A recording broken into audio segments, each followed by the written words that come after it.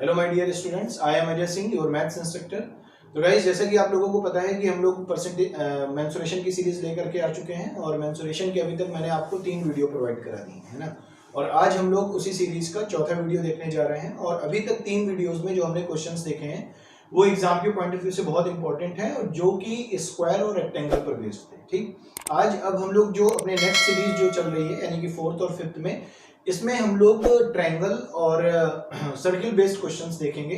तो आज मैं आप लोगों के बीच कुछ सर्किल और ट्रायंगल बेस्ड क्वेश्चन लेकर के आया हूं जो कि बहुत इंपॉर्टेंट है। आप लोग अगर ध्यान से समझेंगे तो सारी चीजें अभी क्लियर हो जाने वाली हैं। ठीक, तो आइए पढ़ते हैं पहला क्वेश्चन और देखते हैं पहला क्वेश्चन क्या बोला जा रहा है। तो पहला क्वेश्चन है आपकी स्क्रीन पर, देखें। बोला जा रहा है the length of the perpendiculars drawn from any point in the interior of an equilateral triangle to the respective sides are P1, P2 and P3. The length of each side of the triangle is. किसी समबाहु त्रिभुज के अंदर स्थित बिंदु से सम्मुख भुजाओं पर डाले गए लंब P1, P2 तथा P3 हैं।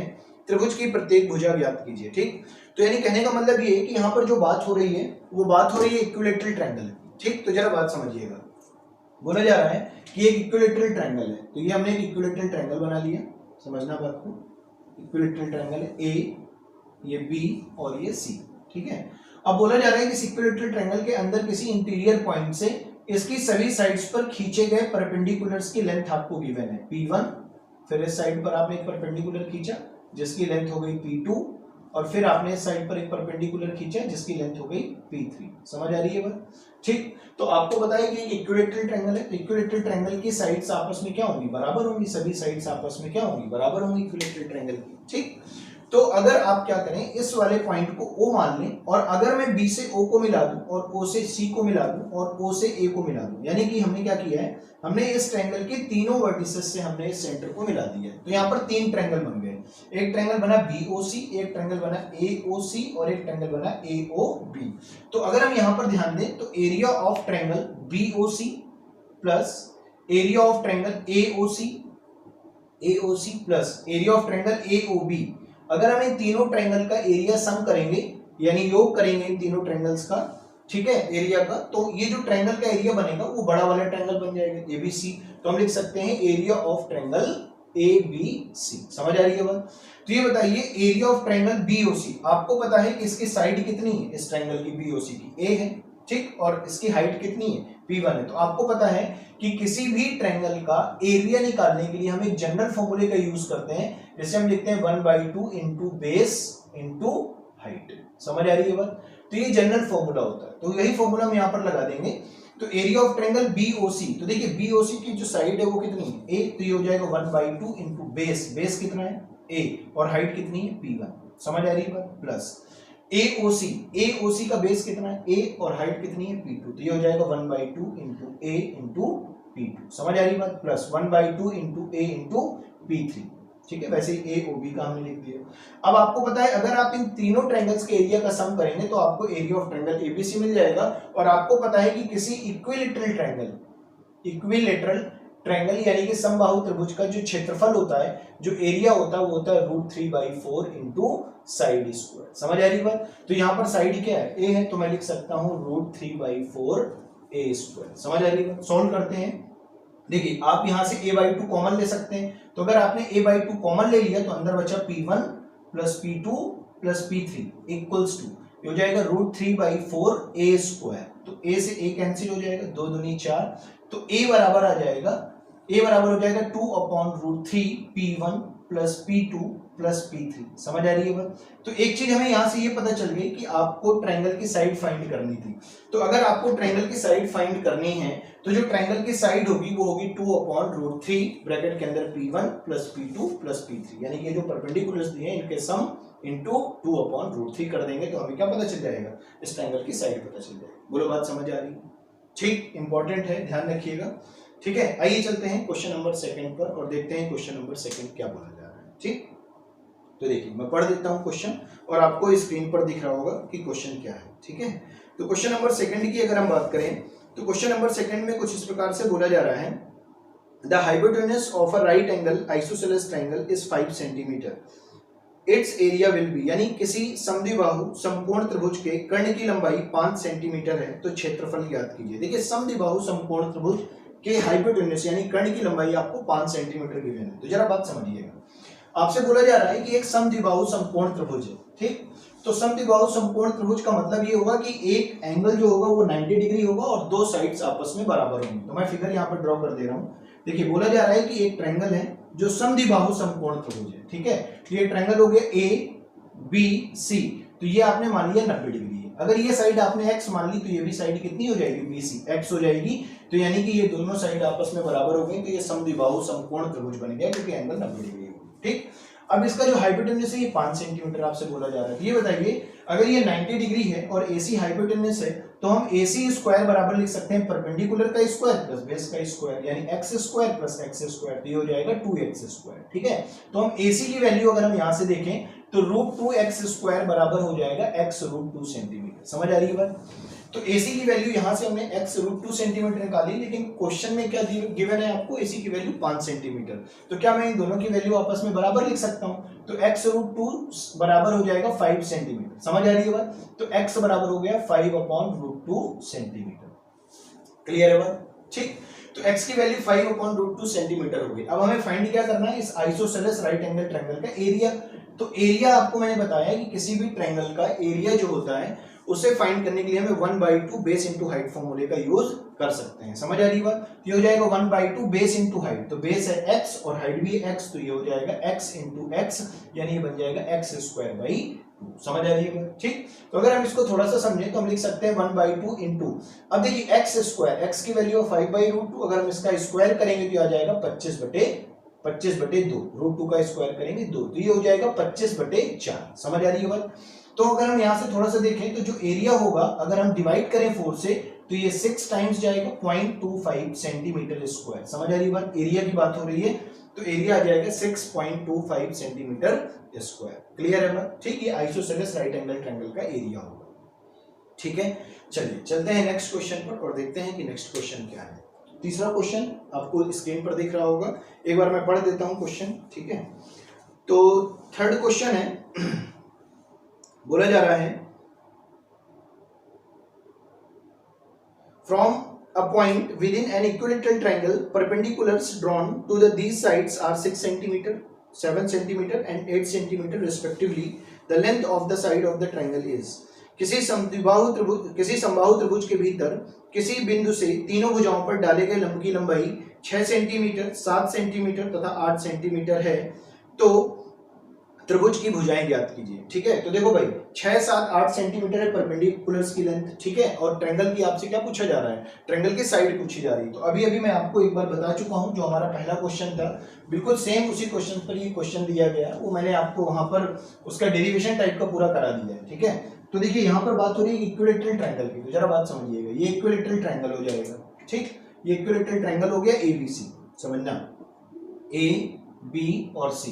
ठीक, अब ये कोई इंटीरियर कोई पॉइंट हो गया, वो इससे हमने यहाँ पर परपेंडिकुलर खींचा ये 6 सेंटीमीटर, इससे यहाँ पर खींचा ये 7 सेंटीमीटर, इससे यहाँ पर खींचा ये 8 सेंटीमीटर। तो आपको पता है कि साइड अगर मैं A मान लूं तो A बराबर जो हमने निकाला था जनरल फॉर्मूला वो था 2/√3, ब्रैकेट के अंदर था P1 plus P2 plus P3। समझ आ रही है बात, तो ये हो जाएगा A बराबर 2/√3 और ब्रैकेट के अंदर 6 प्लस 7 प्लस 8 है ना, तो सम करेंगे 21 हो जाएगा।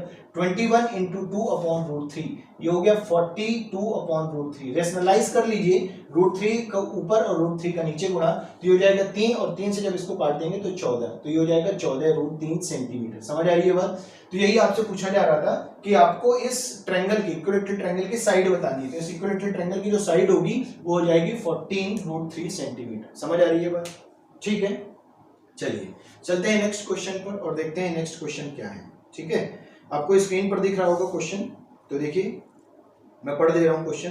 बोला जा रहा है the area of the in circle of N equilateral triangle of side 42 centimetre is, यानी 42 सेंटीमीटर भुजा वाले समबाहु त्रिभुज में बने वृत्त का क्षेत्रफल ज्ञात करना है। तो जरा बात समझिएगा, 42 सेंटीमीटर भुजा वाला समबाहु त्रिभुज है। ठीक, तो यहां पर मैं फिगर बना दे रहा हूं एक बार। बोला जा रहा है कि 42 सेंटीमीटर का एक क्या है, इक्विलेटरल ट्रायंगल है। तो जरा समझना, ये एक इक्विलैटरल ट्रायंगल हो गया जिसकी जो साइड है वो 42 सेंटीमीटर आपको दी गई है, 42 सेंटीमीटर। अब बोला जा रहा है कि इसके अंदर एक सर्किल बनाया गया है, ठीक है, एक सर्किल बनाया गया तो इसी का एरिया फाइंड करना है। तो देखो भाई, इसका हम सेंटर अगर मान लेते हैं, इस सर्किल का ओ है, तो इसकी ओ से सरकमफरेंस तक की, यानी सेंटर से सरकमफरेंस परिधि तक की दूरी रेडियस कहलाती है। तो ये क्या होगा, स्मॉल आर। और आपको पता है कि इस ट्रायंगल के अंदर ये सर्किल बना है तो हम इसे बोल सकते हैं इन सर्किल। और अगर हम इन सर्किल इसकी बात कर रहे हैं तो इन सर्किल की जो रेडियस होगी उसे हम कहेंगे इन रेडियस।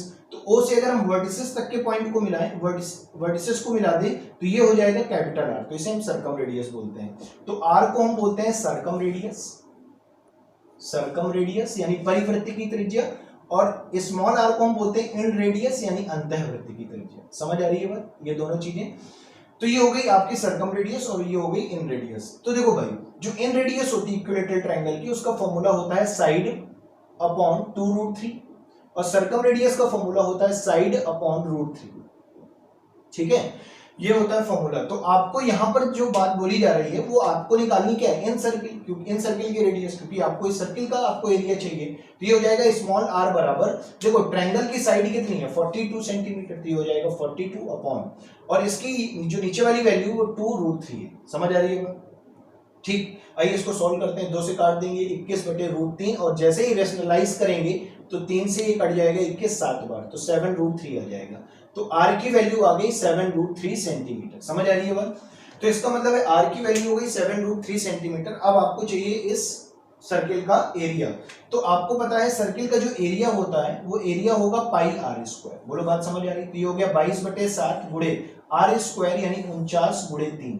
समझ आ रही है बात। ये हो गया 7 7 49, 7 3 21, तो 21 गुणे 22, तो ये हो जाएगा 22 और 22 दूनी 44। समझ आ रही बात। तो ये हो गया 462 सेंटीमीटर स्क्वायर। अब आपसे यही पूछा जा रहा था कि आपको ये जो सर्किल दिख रहा है इस सर्किल का आपको एरिया फाइंड करना है। तो ये जो एरिया होगा सर्किल का वो हो जाएगा 462 सेंटीमीटर स्क्वायर। ये इसका फाइनल आंसर होगा। पाई आर स्क्वायर लगा करके हम निकाल लेंगे क्योंकि रेडियस हमने यहाँ पर इन रेडियस की मदद से निकाल ली है। अच्छा, एक चीज और याद रखिएगा कि जब कभी भी आपसे इक्विलैटरल ट्रायंगल यानी कि समबाहु त्रिभुज की बात हो और उसकी सर्कम रेडियस और इन रेडियस का आपसे रेशियो पूछा जाए तो हमेशा याद रखिएगा सर्कम रेडियस और इन रेडियस का जो रेशियो होता है वो हमेशा होता है 2:1 का, हमेशा। ठीक है, हमेशा कितना होगा 2:1 होगा। ये बात समझ आ रही है। ठीक, तो चलते हैं नेक्स्ट क्वेश्चन पर और देखते हैं नेक्स्ट क्वेश्चन क्या है। तो एक बार मैं क्वेश्चन बोल देता हूं, ठीक है। और क्वेश्चन नेक्स्ट है हमारा, बोला जा रहा है 8 सेंटीमीटर त्रिज्या वाले अर्धवृत्त में बने बड़े से बड़े त्रिभुज का क्षेत्रफल ज्ञात करें, यानी कि the area of the largest triangle that can be inscribed in a semi circle of radius r centimetre. यानी कहने का मतलब है कि एक अर्धवृत्त की बात हो रही है, जरा समझना, बात हो रही है एक अर्धवृत्त की। देखें,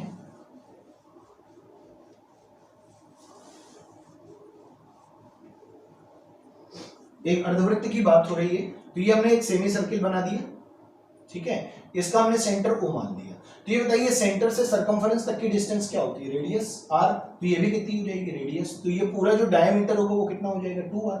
अब बोला ये जा रहा है कि ये सेमी सर्किल के अंदर यानी अर्धवृत्त के अंदर एक ट्रायंगल बना है और इस हमें ट्रायंगल का एरिया फाइंड करना है। तो ये बताइए अगर O से S एंड तक की दूरी r है और O से इस एंड तक की दूरी r है, टोटल 2r है, तो क्या इस ट्रायंगल का ये बेस बन गया पूरा 2r।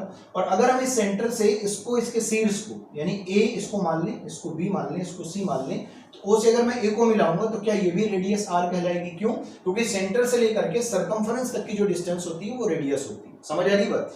अब आपको पता है कि एरिया निकालना है आपको किसका, ट्रायंगल का, है ना। कौन सा ट्रायंगल, ABC का। तो ये हो जाएगा 1/2 बेस इंटू हाइट। आपको पता है बेस कितना है ट्रायंगल का, 2r, और हाइट कितनी, r। तो 2 से 2 कैंसिल हो जाएगा, हो जाएगा r स्क्वायर। समझ आ रही है बात।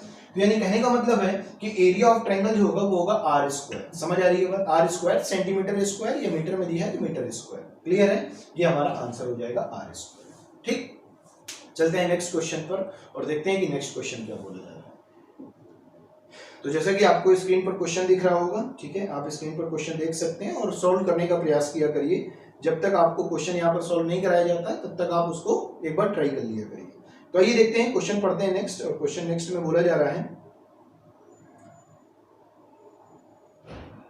The circumradius of an equilateral triangle is 8 centimetre. The inradius of the triangle is, यानी किसी समबाहु त्रिभुज के परिवृत्त की त्रिज्या 8 सेंटीमीटर है तो त्रिज्या के अंतःवृत्त की त्रिज्या ज्ञात कीजिए। देखिए अभी अभी मैंने आपको बताया है, क्या बताया है कि किसी भी इक्विलैटरल ट्रायंगल की अगर बात होगी और किसी भी इक्विलैटरल ट्रायंगल में अगर हम बात करें किसकी, इन रेडियस की और सर्कम रेडियस की, तो अभी अभी मैंने आपको बताया कि सर्कम रेडियस का रेशियो होता है 2 और इन रेडियस का रेशियो होता है 1, यानी कि हमेशा 2:1 का रेशियो होता है। और वही चीज यहाँ पर बोली जा रही है कि अगर किसी त्रिभुज की परिवृत्त की त्रिज्या है ना, मैं एक बार थोड़ा सा फिगर के माध्यम से आपको समझा देता हूँ। तो बोला जा रहा है कि एक इक्विलैटरल ट्रायंगल है, समझना बात को, एक इक्विलैटरल ट्रायंगल है। तो इक्विलैटरल ट्रायंगल की अगर हम बात करें समझना, तो ये हो गया सर्कम सेंटर, तो ये हो गया रेशियो 2, ठीक है, और ये हो गया 1, ये 2:1 हो गया। तो ये जो 2 है ये r की वैल्यू है, कैपिटल R की, स्मॉल r की। तो सर्कम सर्किल होता है जो ट्रायंगल के बाहर बनता है, और ये अगर आप इन रेडियस लेकर के चलेंगे तो ये जो सर्किल बनेगा ये अंदर बनेगा कुछ इस तरीके से साइड्स को टच करते हुए, ठीक। तो इनके बीच का जो रेशियो होता है वो हमेशा कैपिटल R और स्मॉल r के बीच होता है 2:1। अब आपको क्वेश्चन में बोला जा रहा है कि सर्कम रेडियस जो है वो 8 सेंटीमीटर गिवन है, कितनी गिवन है 8 सेंटीमीटर। तो आप बोल सकते हैं कि 2 रेशियो की वैल्यू 8 सेंटीमीटर है तो 1 रेशियो की वैल्यू 4 सेंटीमीटर होगी कि नहीं होगी, बोलो बात समझ आ रही है कि नहीं, ठीक। तो इसका मतलब है कि इन रेडियस की वैल्यू होगी 4 सेंटीमीटर, और यही आपसे बोला जा रहा है कि उस समबाहु त्रिभुज के अंदर जो वृत्त बन रहा है, अंतःवृत्त जो बन रहा है, उसकी रेडियस यानी अंतःवृत्त की जो त्रिज्या है वो कितने सेंटीमीटर है। तो 8 की आधी हम ऐसा कर देंगे 4 सेंटीमीटर। ये 16 है तो ये 8, ये 32 है तो ये 16। समझ आ रही है, r है तो ये r/2। समझ आ रही है, ठीक। चलते हैं नेक्स्ट क्वेश्चन पर, देखते हैं नेक्स्ट क्वेश्चन क्या बोला जा रहा है। आप स्क्रीन पर देख सकते हैं क्वेश्चन को, ठीक है, और मैं एक बार क्वेश्चन देख लेता हूँ क्वेश्चन क्या है, ठीक। तो अगला क्वेश्चन आपके सामने है, बोला जा रहा है the area of an equilateral triangle is 400√3 square metre, its perimeter is, यानी कहने का मतलब है एक समबाहु त्रिभुज का क्षेत्रफल 400√3 वर्ग मीटर है तो उस त्रिभुज का परिमाप ज्ञात कीजिए, ठीक है। यानी एक इक्विलैटरल ट्रायंगल है जिसका एरिया 400√3 मीटर स्क्वायर दिया गया है तो उसका परिमाप बताना है। तो जरा बात समझना, इक्विलैटरल ट्रायंगल की बात हो रही है और इक्विलैटरल ट्रायंगल का एरिया आपको गिवन है और पेरीमीटर आपको फाइंड करना है, ठीक। तो जरा समझना, एक इक्विलैटरल ट्रायंगल हो गया, ये इक्विलैटरल ट्रायंगल का आपको एरिया गिवन है। तो इक्विलैटरल ट्रायंगल की ये हो गई हाइट हमने मान ली, ठीक है, ये ए बी और सी। आपको पता है इक्विलैटरल ट्रायंगल की जो साइड होगी वो सभी क्या होंगी, ए होंगी। तो इक्विलैटरल ट्रायंगल का जो एरिया होता है वो होता है √3/4 इंटू साइड स्क्वायर, और साइड कितनी है यहाँ पर ए, तो ये हो जाएगा a²। समझ आ रही बात। इसकी वैल्यू आपको दी गई है 400√3, तो भाई √3 से √3 कैंसिल हो जाएगा और a² बराबर हो जाएगा 400 × 4। समझ आ रही बात। तो a बराबर हो जाएगा √400 × 4, यानी ये हो गया 20 × 2, यानी हो गया 40 सेंटीमीटर। समझ आ रही बात।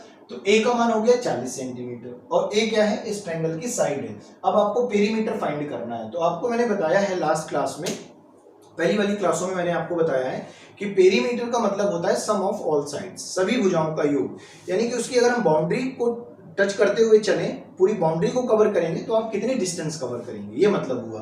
तो अगर मैं ए से चलना स्टार्ट कर रहा हूं तो मुझे ए तक ही वापस आने में कितनी दूरी तय करनी पड़ेगी। तो ये बताइए, ए की वैल्यू आ गई 40 है ना, तो 40 × 3 कर देंगे, क्योंकि आपको पता है इसका पेरीमीटर जो होगा इक्विलैटरल ट्रायंगल का पेरीमीटर जो इसका होगा वो होगा साइड इंटू 3।